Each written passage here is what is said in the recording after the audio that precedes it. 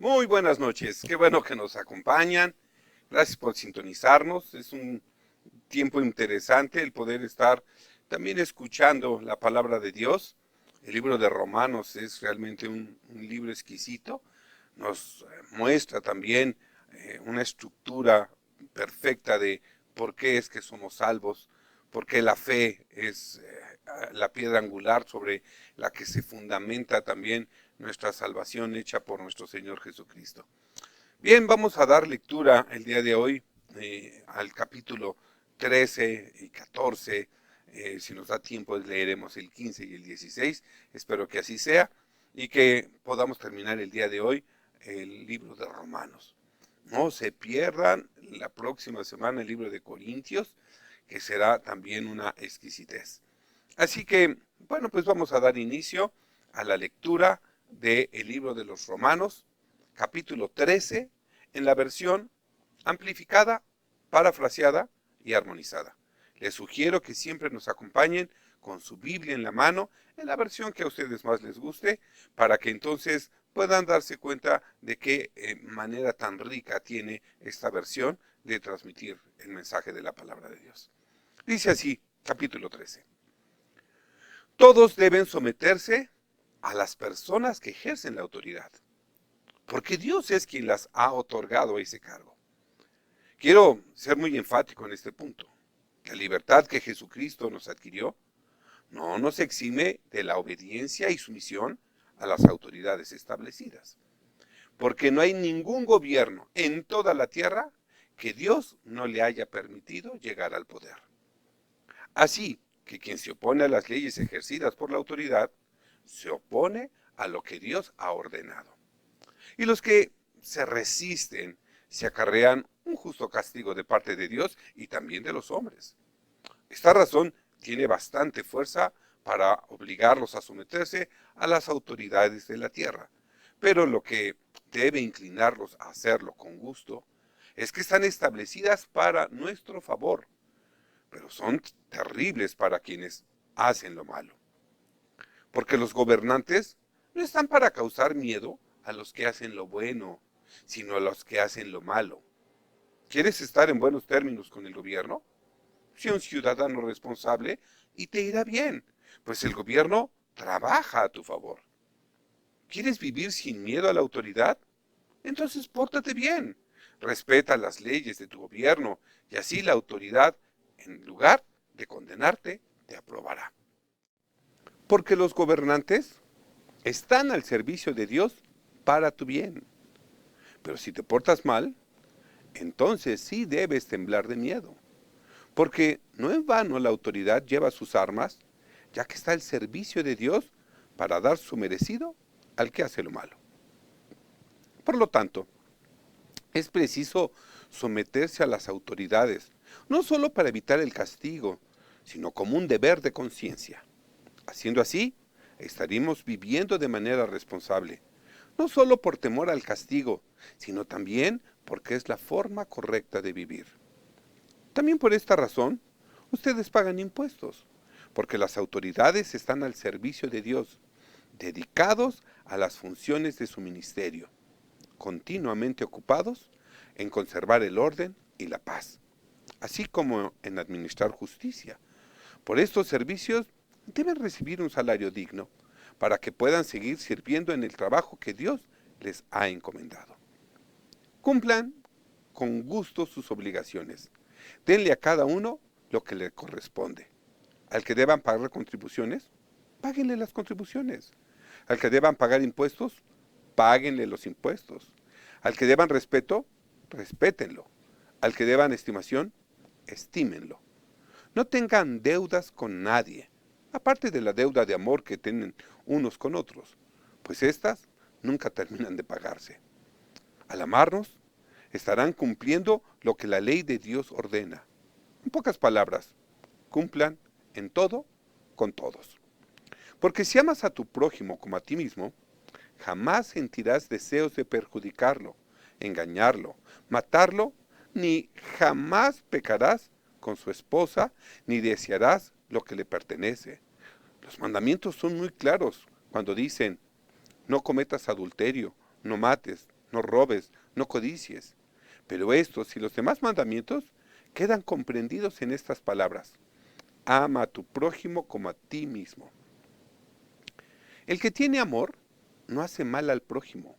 Así que en el amor se cumple perfectamente la ley de Dios, puesto que solo el amor impide todo el mal que la ley prohíbe y hace practicar todo el bien que ella manda.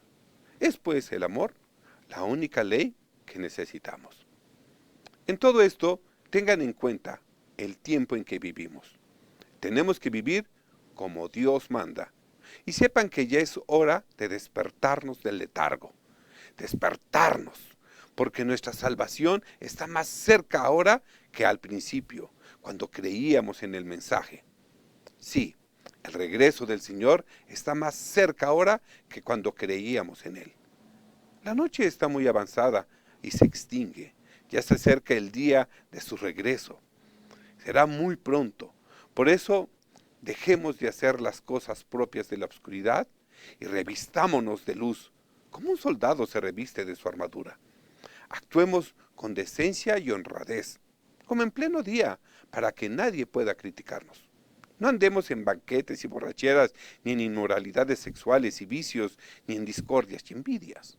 Al contrario, revístanse ustedes del Señor Jesucristo, imitando sus virtudes, y no busquen satisfacer los malos deseos de la naturaleza humana. Capítulo 14. Dice así: reciban con una afectuosa bienvenida a cualquier hermano que desee unírseles, aun cuando la fe de éste sea débil, y no entren en discusiones y disputas que no sirven más para extinguir el amor. Tampoco critiquen sus ideas si éstas no concuerdan con las de ustedes. Recuerden que ellos tienen que lidiar con su propia historia. Por eso, trátenlos con cuidado y respeto. Por ejemplo, hay quienes piensan que pueden comer de todo, mientras otros, que son débiles en la fe, comen solamente verduras, creyendo que así no se exponen a comer los alimentos que la ley prohíbe, pues aún no están firmes en la libertad que el Evangelio les concede. Pues bien, el que come de todo, porque sabe que les es permitido, no debe menospreciar al que no come ciertas cosas. Y el que no come ciertas cosas porque cree que esto le está prohibido, no debe criticar o juzgar, y mucho menos considere un pecador al que come de todo. Tengan en cuenta que ambos son invitados a la mesa de Cristo. ¿No sería terriblemente grosero si critican lo que el otro comió o no? Dios, después de todo, los invitó a ambos a la mesa y los ha aceptado y los ha llamado al servicio de su iglesia. ¿Tienen acaso intenciones de excluir a alguien de las personas de la lista de invitados o interferir con la bienvenida que Dios les ha preparado? ¿Quién eres tú para atreverte a criticar al siervo de otro? Si queda bien o queda mal, si cae o se mantiene firme, es asunto de su propio amo. Pero quedará bien, porque el Señor, de quien es siervo, tiene poder para hacerlo quedar bien, de manera que no te inquietes por eso, pues ellos tendrán que dar cuentas a Dios, no a ustedes.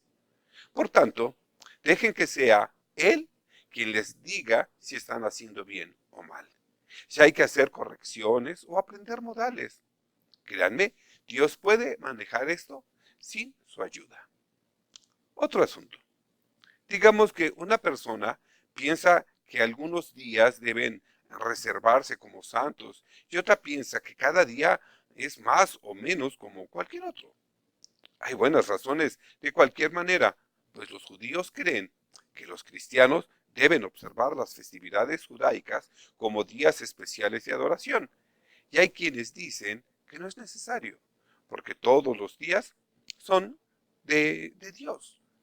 En estos casos, cada persona es libre de seguir las convicciones de su conciencia, dando la misma libertad a los otros, sin atreverse a condenarlos porque todos provienen de una buena intención. Lo importante es que cada uno debe estar convencido de lo que cree. El que guarda ciertos días para honrar al Señor los guarda. Y el que come de todo, aun de la carne ofrecida a los ídolos, para honrar al Señor lo come y da gracias a Dios. Y el que no come ciertas cosas, ni se atreve siquiera a tocarlas para honrar al Señor, deja de comerlas y también da gracias a Dios. Lo importante en todo esto es que si guardas un día santo, guárdalo por el amor de Dios. Si comes carne, cómela para la gloria de Dios y dale gracias a Dios por las costillas. Si eres vegetariano, come vegetales para la gloria de Dios y dale gracias a Dios por el brócoli. Ninguno de nosotros vive para sí mismo, ni muere para sí mismo. Nosotros no somos tan independientes como para poder vivir o morir según nos plazca. Es a Dios a quien debemos responder, desde la vida hasta la muerte, y no tanto el uno al otro. Si vivimos, para el Señor vivimos. Y si morimos, para el Señor morimos. De manera que, tanto en la vida como en la muerte, del Señor somos. Es por eso que Jesús vivió y murió y luego volvió a vivir, para adquirir un dominio soberano sobre vivos y muertos. Y así poder ser nuestro Maestro en todo, tanto en el ámbito de la vida como en el de la muerte, y librarnos de las pequeñas tiranías mutuas. Entonces, ¿por qué criticas tú a tu hermano porque no sigue la ley? O tú, ¿por qué lo desprecias porque aún no la guarda? ¿No es esto usurpar el derecho que Jesucristo tiene de juzgarnos? Porque todos tendremos que presentarnos delante de Dios para que Él nos juzgue. Ese día, seguramente, todos terminaremos arrodillados uno al lado del otro, delante de la presencia del Señor. Porque la Escritura dice, juro por mi vida, dice el Señor, que ante mí todos doblarán la rodilla y toda nación me alabará y me reconocerá por su Dios. Así pues, cada uno de nosotros tendrá que dar cuentas de sí mismo a Dios por sus actos. Por eso, ya no debemos criticarnos los unos a los otros. Al contrario, propónganse ustedes no hacer nada que sea causa de que su hermano tropiece, cuidando que su celo indiscreto o la temeridad de sus juicios provoquen que se ponga en peligro la fe de su hermano. Traten de vivir de tal manera que ningún hermano se confunda al verlos hacer algo que sea incorrecto. Yo sé que no hay nada impuro en sí mismo, pero viene a ser inmundo para aquel que así lo considere, de manera que los de conciencia recta y entendimiento ilustrado pueden comer de toda clase de viandas, sin temor de mancharse por eso. Como creyente en el Señor Jesús, estoy seguro de ello. Así que, si alguno piensa que una cosa es impura, será impura para él. Ahora bien, si por lo que tú comes tu hermano se siente ofendido, tu conducta ya no es conforme al amor. Recuerden que ellos son personas por quienes Cristo también murió. ¿Se arriesgarían a enviarlos al infierno por un artículo de su dieta? No se atrevan a dejar que un pedazo de comida bendecida por Dios se convierta en una ocasión de envenenamiento del alma. No den, pues, lugar a que se hable mal de esa libertad que Jesucristo nos adquirió de comer de los alimentos prohibidos por la ley. Si nos abstenemos de ellas, es por cuestión de salud, mas no de prohibición. Porque el reino de Dios no es cuestión de comer o beber determinadas cosas, ni de lo que pones en tu estómago. No, por amor de Dios, entiendan que lo importante en el reino de Dios es lo que Él hace en su vida y cómo los establece en justicia, paz y alegría por medio de su Espíritu Santo. El que de esta manera se deja guiar por Cristo, agrada a Dios y es aprobado por los hombres. Por lo tanto, busquemos todo lo que conduce a la paz y a la edificación mutua. Así que, procuremos usar toda nuestra energía, inteligencia y disposición para llevarnos bien con todos. No echen a perder la obra de Dios por causa de la comida. Ya lo dije antes y lo diré de nuevo. Toda la comida es buena, pero puede volverse mala si la usas mal, si la usas para hacer tropezar a otros. Así que no destruyan la obra de Dios por un insignificante pedazo de carne. Es mejor no comer carne, ni beber vino, ni hacer nada que sea causa de que tu hermano tropiece. La fe que tienes, debes tenerla tú mismo delante de Dios. Cultiven su propia relación con Él, pero no la impongan a otros. Quizás estén convencidos de que es malo lo que hacen, mas cada uno guárdeselo para sí mismo. No se jacten de sus opiniones ante quienes podrían sentirse heridos. Haciendo así, bien puedo decir, dichoso aquel que usa su libertad sin cargos de conciencia. De modo que se pueden considerar afortunados si su comportamiento y sus creencias son coherentes, haciendo lo que saben que no es malo y sentirse bien por hacerlo. Pero el que no está seguro de si debe o no comer algo, al comerlo se hace culpable, porque no lo come con la convicción que da la fe. Y todo lo que no se hace con la convicción que da la fe es pecado. Pues si la forma en que vives no es consistente con lo que crees, entonces estás mal. Capítulo 15. Los que somos fuertes en la fe, debemos aceptar como nuestras las debilidades de los que son menos fuertes y no buscar lo que a nosotros mismos nos agrada. La fuerza que tenemos es para el servicio, no para buscar un estatus. Cada uno de nosotros necesita velar por el bien de las personas que nos rodean, preguntándonos, ¿cómo puedo ayudar para aclarar sus dudas y erradicar sus temores? Tal como Cristo nos lo enseñó. Todos nosotros debemos agradar a nuestro prójimo antes que a nosotros mismos y hacer las cosas para su bien y para la edificación de la fe mutua. Porque tampoco Cristo buscó agradarse a sí mismo.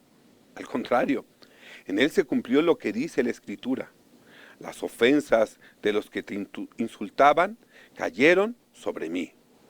Aprendamos del Maestro, pues. Él vino precisamente a sufrir los insultos de los enemigos de Dios. Todo lo que antes se dijo en las Escrituras se escribió para nuestra instrucción. Ciertamente, esto fue expuesto en las Escrituras hace mucho tiempo y podemos estar seguros de que está escrito para nosotros. Pues Dios quiere que la combinación de su constante y persistente llamado y su cálido y personal consejo en la Escritura nos formen y nos mantengan alerta para que con constancia y con el consuelo que de ellas recibimos, tengamos esperanza. Y Dios, que es quien da constancia y consuelo, los ayude a vivir en armonía unos con otros, conforme al ejemplo de Cristo Jesús, guiados siempre por su Espíritu. Para que todos juntos, a una sola voz, alaben al Dios y Padre de nuestro Señor Jesucristo. Entonces seremos un coro, no solo con nuestras voces, sino también con nuestras vidas cantando en armonía en un himno impresionante al Dios y Padre de nuestro Señor Jesucristo. Así pues, acéptense los unos a los otros en la iglesia con el mismo afecto con que Cristo los aceptó a ustedes para gloria de Dios. Puedo decirles que Cristo vino a servir a los judíos para cumplir las promesas hechas a nuestros antepasados y demostrar así que Dios cumplió fielmente las promesas que había hecho a sus padres, Abraham, Isaac y Jacob, de enviarles a sus descendientes al Mesías, promesa cuyo cumplimiento tenían, en cierto modo, derecho de reclamar, y para que, siendo ministrados por él, fueran instruidos en las verdades necesarias para conseguir la salvación. Vino también para que los gentiles alaben a Dios por su misericordia, según dice el salmista. Por eso te alabaré entre las naciones de los gentiles y cantaré himnos a tu nombre. En otra parte, la Escritura dice, alégrense naciones gentiles con el pueblo de Dios. Y en otro lugar dice, naciones y pueblos todos, alaben al Señor. Isaías también escribió, brotará la raíz de Jesé, que se levantará para gobernar a las naciones, las cuales pondrán en él su esperanza. Es nuestra oración que Dios, quien les concedió esperanza, los llene siempre de gozo y paz a ustedes que tienen fe en Él, y que les dé abundante esperanza por el poder del Espíritu Santo que está en ustedes. Hermanos míos, estoy convencido de que ustedes están llenos de bondad y de todo conocimiento y que podrían enseñar y aconsejar a otros. Pero en esta carta me he atrevido a escribirles francamente sobre algunas cosas, no para enseñarles lo que ignoran, sino solo para recordarles lo mismo que ya saben, para que no las olviden. Lo hago por el encargo que Dios, en su bondad, me ha dado, de servir a Cristo Jesús para bien de los que no son judíos. Mi misión consiste en llevarles el Evangelio y luego presentarlos ante Dios como ofrenda perfumada, porque el Espíritu Santo los ha purificado y los ha hecho agradables a Dios.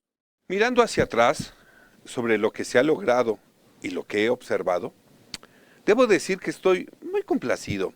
Tengo razón para gloriarme en Cristo Jesús de mi servicio a Dios, porque soy, por su gracia, un mensajero especial de Cristo a los gentiles. No me atrevo a hablar de nada, aparte de lo que Cristo mismo ha hecho por medio de mí para llevar a los gentiles a obedecer a Dios. Esto se ha realizado con palabras, hechos y con el ejemplo de la vida que he vivido entre ellos, y por el poder de señales y milagros que he realizado mediante el poder del Espíritu de Dios. De esta manera, he llevado a buen término el anuncio del Evangelio de Cristo. He abierto lugares de predicación del mensaje de Jesús desde Jerusalén hasta el noreste de Grecia. Todo esto ha sido un trabajo pionero, porque siempre he procurado anunciar el mensaje solo en aquellos lugares donde Jesús aún no era anunciado, conocido ni adorado, para no construir sobre bases puestas por otros, sino más bien, como dice el profeta Isaías en las Escrituras, verán la luz del Evangelio los que nunca habían tenido noticias de él, y entenderán los que nunca habían oído de él. Precisamente, por esto, no he podido ir a verlos, aunque muchas veces me lo había propuesto y me ha llevado tanto tiempo finalmente llegar a ustedes. Pero ahora que ya he terminado mi trabajo en estas regiones y como desde hace muchos años estoy queriendo visitarlos, estoy planeando mi visita. Espero que podré hacerlo durante mi viaje a España. Cuando lo haga, pasaré por Roma y tendré el gusto de verlos, aunque sea por un poco tiempo. Espero que ustedes me ayuden a continuar el viaje y me envíen con la bendición de Dios. Pero sin embargo, voy primero a Jerusalén para entregar una ofrenda de ayuda a los hermanos en Cristo de allí. No sé si sepan ustedes que las iglesias de los griegos, de los macedonios en el norte hasta los acayos en el sur, decidieron voluntariamente y con mucho afecto organizar una colecta de dinero para los pobres entre los creyentes en Jerusalén, que tanta necesidad están pasando.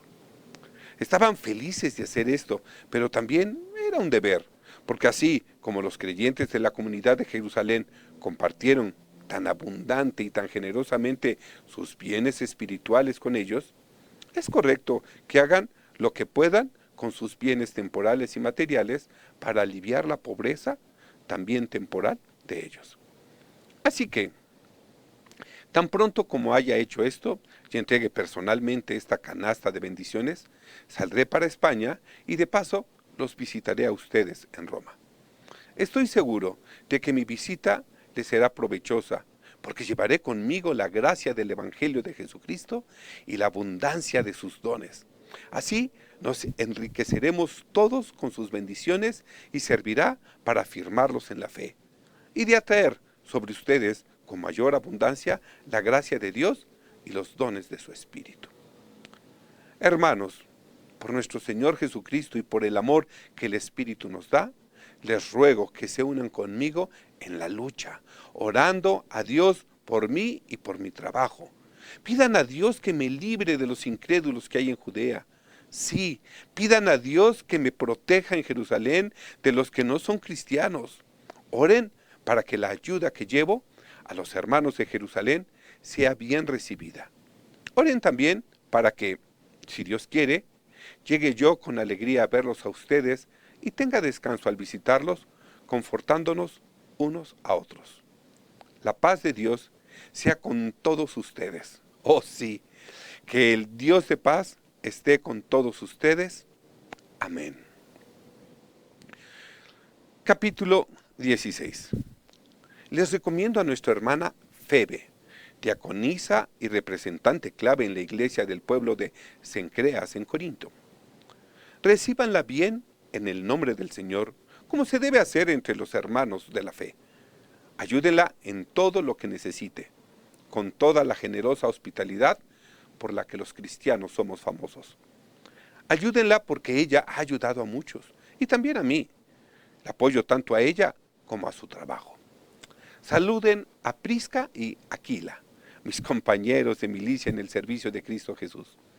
A ellos, que pusieron en peligro su propia vida por salvar la mía, no solo yo les doy las gracias, sino también todos los hermanos de las iglesias de los gentiles que han oído hablar de su acción. Saluden igualmente a la iglesia que se reúne en casa de Prisca y Aquila. Saluden a mi querido amigo Epeneto, quien fue el primer seguidor de Jesús en la provincia de Asia. Saluden a María, que con tanto esfuerzo ha trabajado por ustedes. Saluden a mis hermanos y parientes Andrónico y Junias, que fueron mis compañeros de prisión, se han distinguido entre los apóstoles y son muy apreciados. Ellos se hicieron cristianos antes que yo. Saluden a Ampliato, mi querido amigo en el Señor, a quien amo como a un hijo.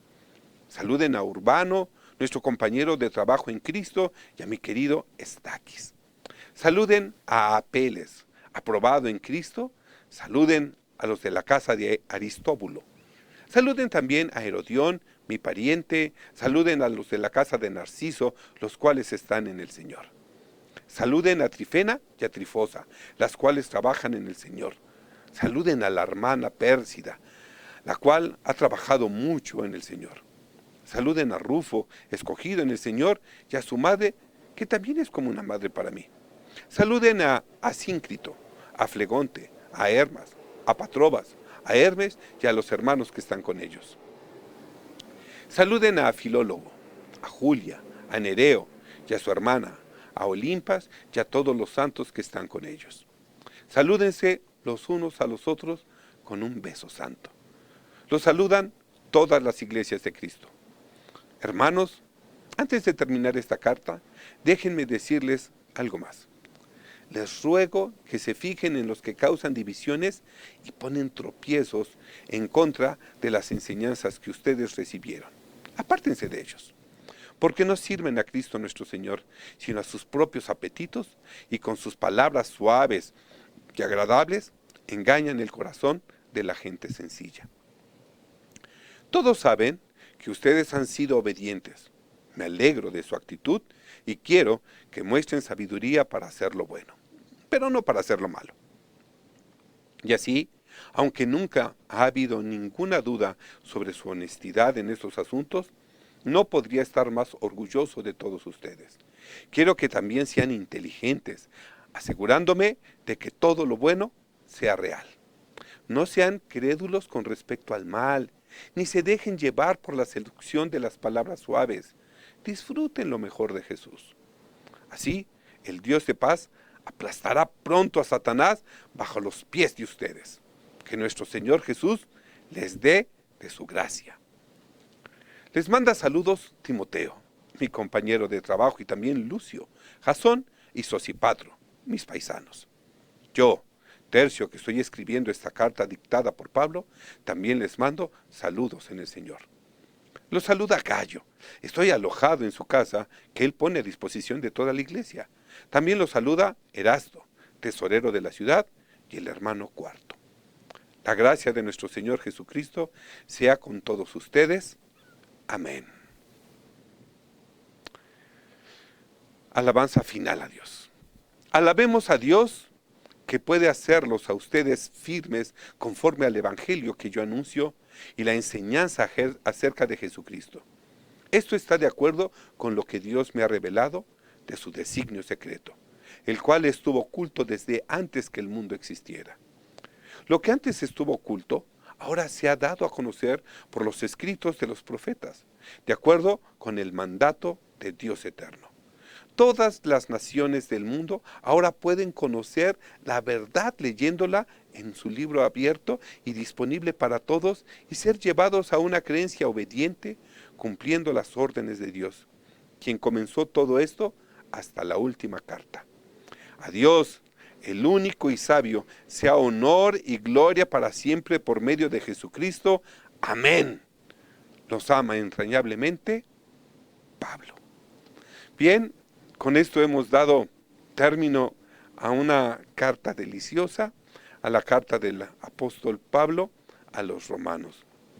Seguro que cuando ustedes nos acompañaron en la lectura, seguro que también ustedes pudieron disfrutar y este sabor rico de boca de saber que somos salvos por medio de la fe en nuestro Señor Jesucristo, pues es algo que debemos de llevar y compartir. No te lo quedes, sino que además de que lo disfrutes, puedes promover que otros también lo entiendan, y lo aceptan y lo vivan. Es mi oración que el Señor nos acompañe en todo este proceso, que nos dé buen éxito en todo lo que emprendemos y que sea Él quien reciba la gloria en todo lo que hacemos.